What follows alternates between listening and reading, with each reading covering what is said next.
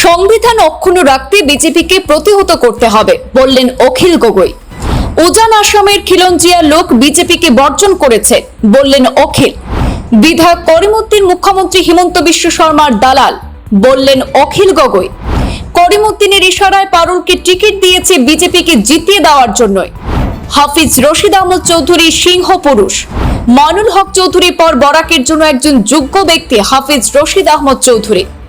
India জোটের সমর্থিত প্রার্থী হাফিজ রশিদ আহমদ চৌধুরীকে ভোট দিয়ে দিল্লিতে পাঠানোর আহ্বান জানালেন রাইজোর দলের সভাপতি তথা শিবসাগরের বিধায়ক অখিল গগৈ।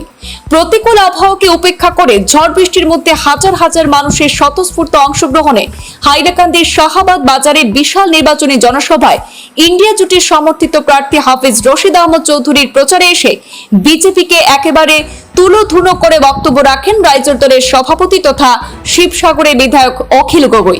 শুনে নেব শাহাবাদের নির্বাচনী জনসভায় কি বললেন অখিল গগৈ।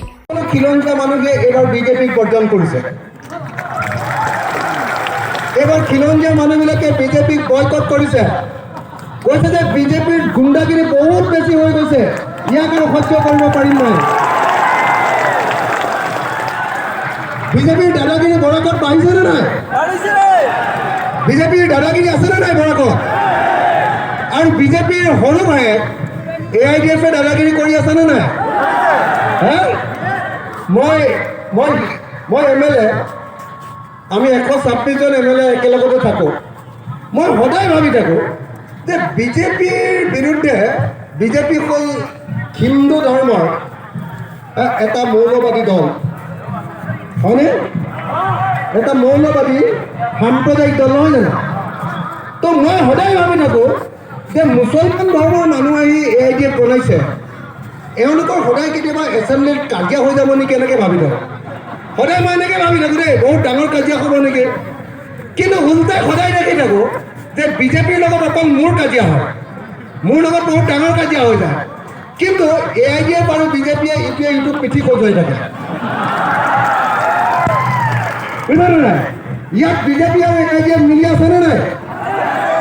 সঁচাকৈ আছেনে?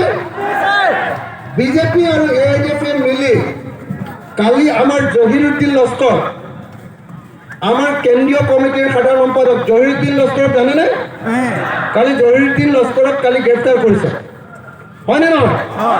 আপোনালোকে জহিরুদ্দিন লস্করে কিবা 2 নম্বৰী কৰা জানে নেকি? আপোনালোকে মানুহৰ কাৰণে কাম কৰে নহয় জানো? মানুহৰ কাৰণে কাম কৰে। য'তেই মানুহৰ উচ্ছেদ হৈছে জহিৰুদ্দিন লস্কৰ গৈ জঁপিয়াই পৰেগৈ, য'তেই অন্যায় হৈছে জহিৰুদ্দিন লস্কৰে মাত পাতে। জহিৰুদ্দিন লস্কৰ আপোনালোকৰ বৰাকৰ পৰা উঠি অহা এজন অত্যন্ত গুৰুত্বপূৰ্ণ জাতীয়তাবাদী নেতা।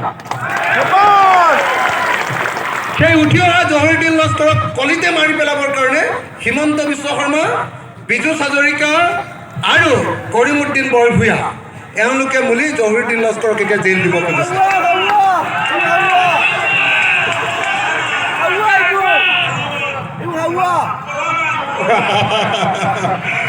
কৈছে কোনোবাই কলামাল বুলি কৈছে, মই এইবিলাক নকওঁ আৰু।